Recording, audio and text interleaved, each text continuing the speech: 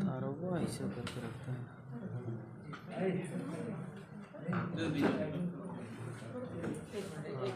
क्या करते हैं?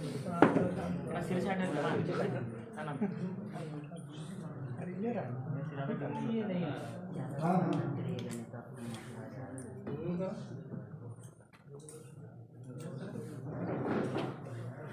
मेलन से छिप जाएगा।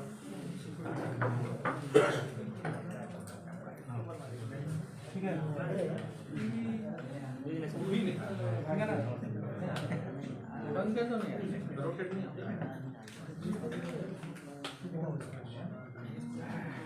जोहार साथियों,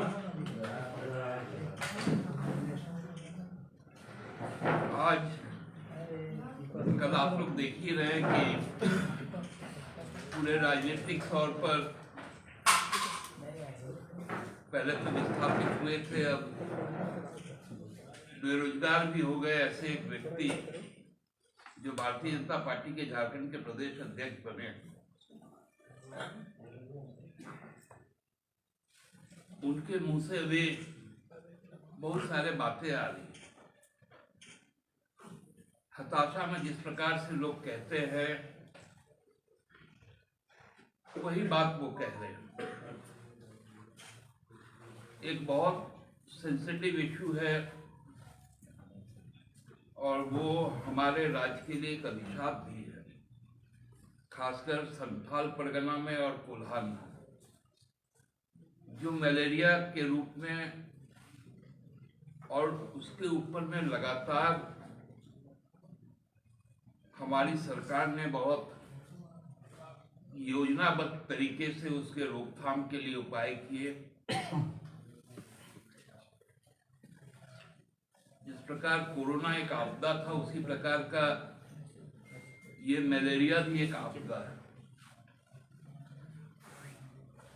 इसमें बचाव की सबसे बड़ी इसकी सुरक्षा होती है। जो सुंदर पहाड़ी का जो इलाका है और खासकर जो दुर्गम इलाका है, जहां पर सरकार अपने पिछले 4 सालों में बहुत हद तक सड़क सुविधाएं भी वहां कायम की है, लेकिन कुछ ऐसे दुर्गम पहाड़ी है जहां पर पहुंचना बहुत ही कठिन है। और वो जो टोपोलॉजी है उसको यदि आप ज्यादा डिस्ट्रैक्ट कीजिएगा तो जो आज उत्तराखंड का हाल है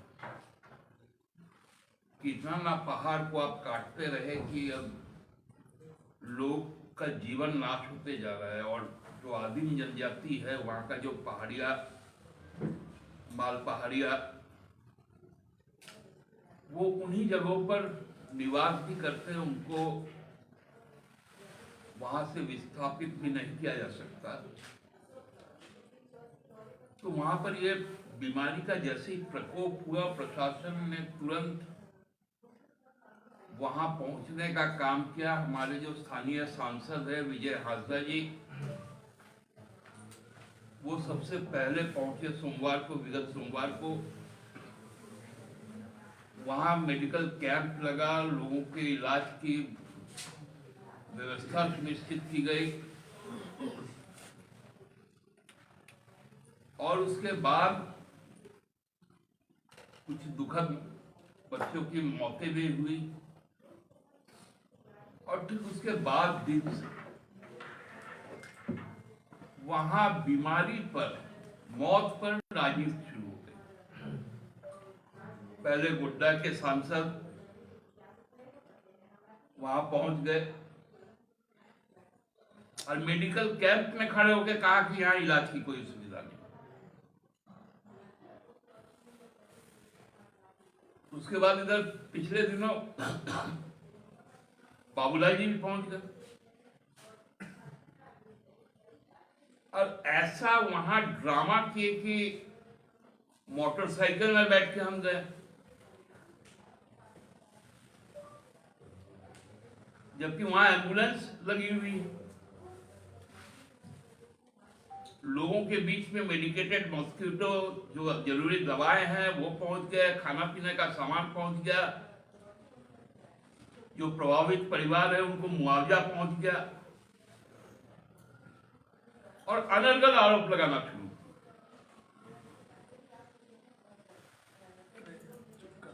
कि माननीय मुख्यमंत्री जी क्यों नहीं पहुंचे। बाबूलाल जी, आपको समझ में नहीं आता है क्या? मुख्यमंत्री प्रधानमंत्री यदि किसी ऐसे साइट पर जाते हैं तो व्यवस्था चरमरा जाती है। वहां प्रशासन का ध्यान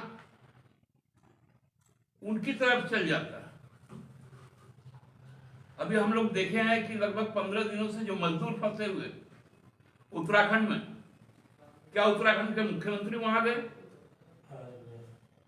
क्या प्रधानमंत्री वहां पर गए?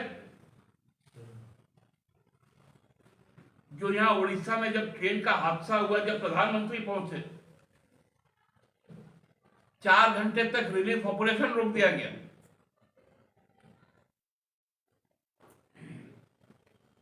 तो ये भी सेंसिटिव इश्यू को भी इस प्रकार से बतंगड़ बनाना।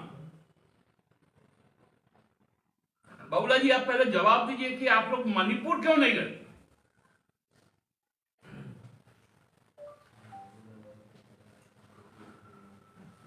मणिपुर क्या इस देश से बाहर है क्या?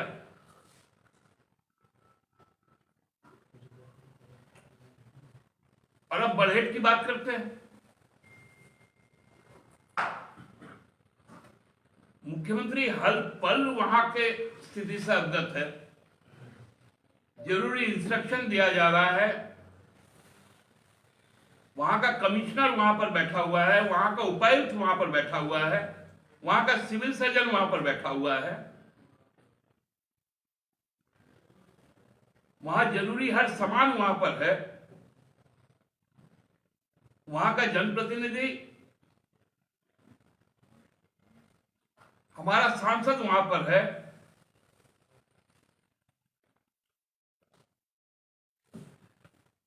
अभी हाल के दिनों में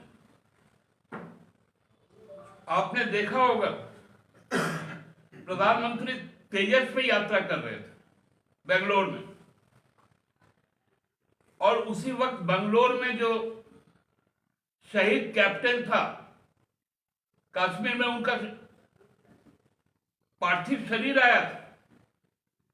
क्या प्रधानमंत्री जी ने जाकर उनको श्रद्धांजलि अर्पित की? कैसी ओछी बातें करते हैं।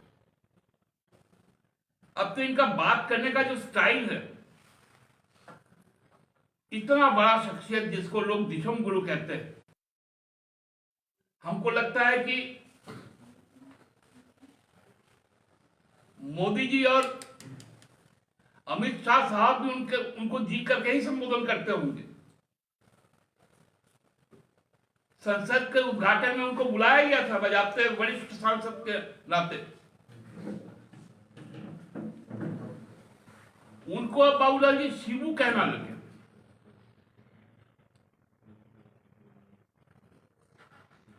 अभी बहुत चर्चा चला था पनौती का सोशल मीडिया में, लेकिन झारखंड में एक चुनौती भी है, इस समझ में आ गया अब हम लोग।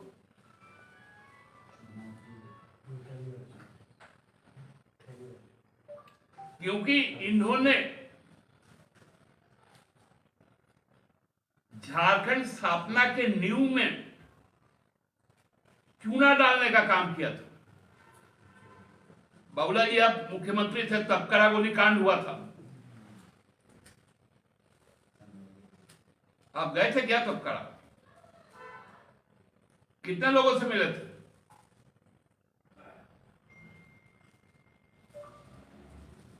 नेतरहाट फील्ड फायरिंग रेंज, वहां गोलियां चली, लोग शहीद हुए,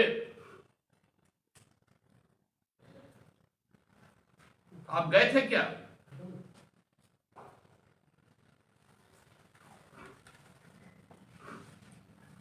विचित्र समस्या है इस व्यक्ति के साथ। क्योंकि सरकारी तेल है, सरकारी व्यवस्था है, पूर्व मुख्यमंत्री है। जहां जहां मुख्यमंत्री लोगों के सरोकार से जुड़े मुद्दे को लेकर जा रहे हैं, ठीक उसके पीछे पीछे उनका भी भ्रमण हो रहा है। हम कहते हैं भ्रमण करना कोई बुरी बात नहीं है, आपको जितना घूमना है घूमिए, लेकिन लोगों के बीच में सेंसिटिव इशू को लेकर जो संवेदनशील मुद्दे हैं उसमें भ्रम मत फैलाइए।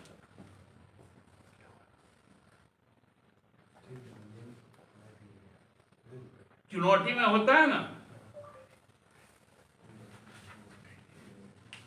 एक तरफ कुछ भुरभुरा बड़ा रहता है, ऊपर में चुना रहता है।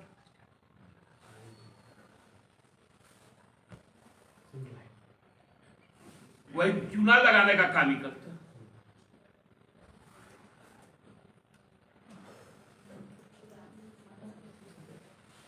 पिछले 14 साल से भाजपा को गरियाते थे, क्या नहीं बोलते थे।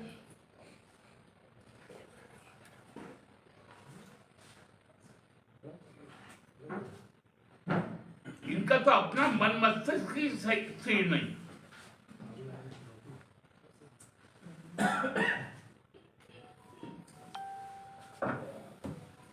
गुरु जी को शिबू कहना, हेमंत मत बनना, अरे ये कोई राजनेता कहता है क्या?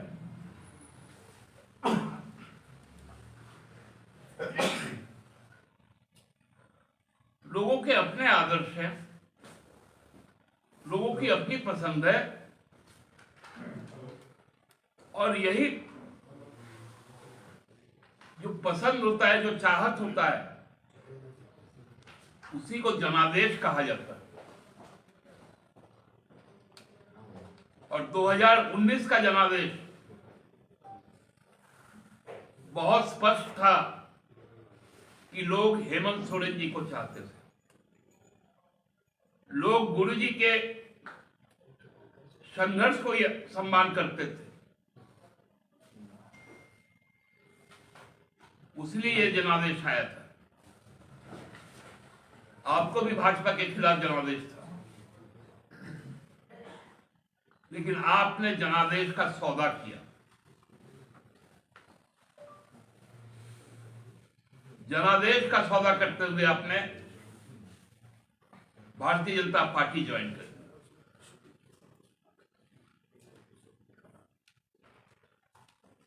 तो ऐसे लोग जब तक राजनीतिक समाज में रहेंगे, ये राजनीतिक समाज कभी भी प्रदूषण मुक्त नहीं हो सकता। और हमको लगता है कि बाबूलाल जी को अभी भी कोई सद्बुद्धि दे और लाश के ऊपर में राजनीति करने से वो वंचित रहे। सरकार समस्या के गंभीरता को समझती भी है, उसके निदान के प्रति भी सचेत है, और बाबूलाल जी को सर्टिफिकेट देने का जरूरत नहीं। इस राज्य की जनता ने देखा था कि कोरोना में जब हर राज्य में त्राहिमाम था, किस प्रकार झारखंड ने उस महाविपदा को बहुत सहजता के साथ शांत होकर धैर्यपूर्वक उसका केवल ना निपटारा किया,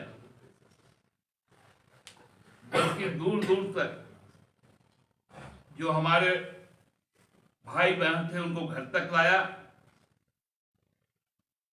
अभी उत्तराखंड की जो सुरंग में जो हमारे 15 साथी फंसे हुए झारखंड के, दिवाली के दूसरे ही दिन जब जैसे ही खबर आई, देर रात को एक सीनियर आईएएस की टीम बनाकर वहां पहुंच गई। कोऑर्डिनेशन के साथ वहां काम शुरू हुआ और ये सेंसिटिव इश्यूज को कैसे डील करती है राज्य सरकार, ये उस पर भी कह रहे थे कि वहां क्यों नहीं गया। अरे इनको मालूम ही नहीं था कि अधिकारी वहां पहुंचे।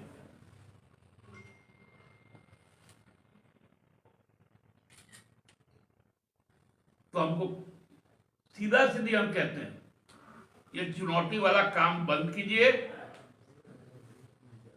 स्वस्थ राजनीतिक परिवेश में आपको यदि हमसे कोई जवाब तलब करना है,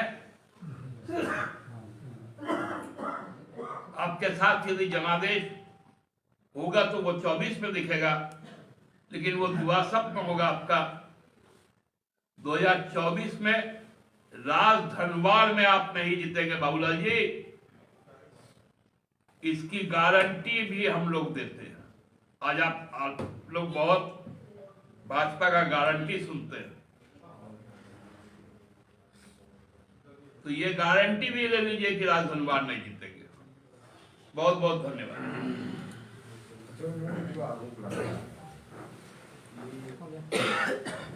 सब कुछ करिएगा, मजदूरी करके कमा लीजिएगा, लेकिन शिबू सोरेन के परिवार ये सब देखिए बाबूलाल जी इतना बोलने में भी सक्षम यदि हुए हैं तो गुरुजी का यदि वो संघर्ष नहीं होता महाजनी के खिलाफ तो आप शायद बाबूलाल जी भी नहीं हो। शिबू सोरेन का कर्णनाथ भी होना अपने आप में सौभाग्य, ये उनका अहंकार है और घमंड है, जिसके कारण जो आज पतन का जो झड़ी लग गया है, आज तो चुनाव प्रचार थम गया तेलंगाना में। 3 तारीख को जब रिजल्ट आएगा तो देखिएगा कि यही अहंकार और यही घमंड भारतीय जनता पार्टी का पतन का कारण है।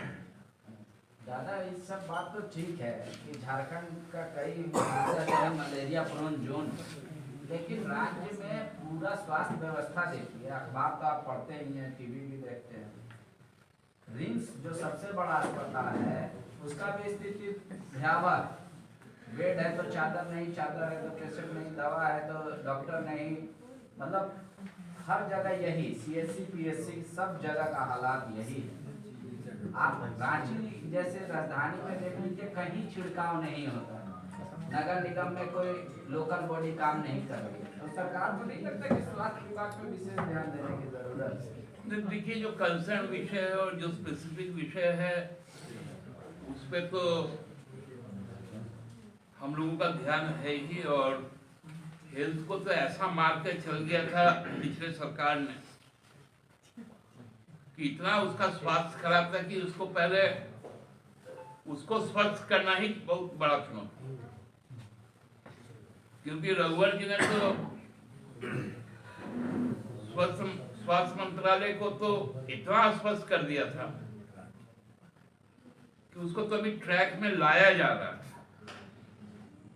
लेकिन चूंकि मामला जब भी गंभीर होता है तो आकस्मिक तौर पे भी कुछ उपाय किए जाते हैं, और हमको लगता है कि सरकार इस पे गौर कर भी रही है और उसका क्रियान्वयन भी हो, फ्रूटफुल हो, उसको भी सुनिश्चित करना चाहिए।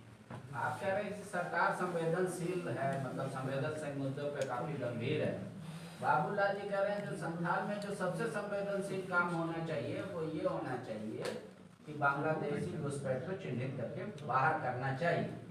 वो बोल रहे हैं वर्तमान सरकार के लिए झारखंडी मुसलमान सौतेला बेटा और बांग्लादेशी मुसलमान दामाद की तरह ट्रीट हो रहे हैं। देखिए अब लोकसभा का शायद चुनाव का आहट उनको भी सुनाई दे रहा होगा। कल जो किसानों पे जिन्होंने गाड़ी चलाई उसके पिता हैं अजय सिंह टेनी, कल उनको भी CA NRC याद आ गया था।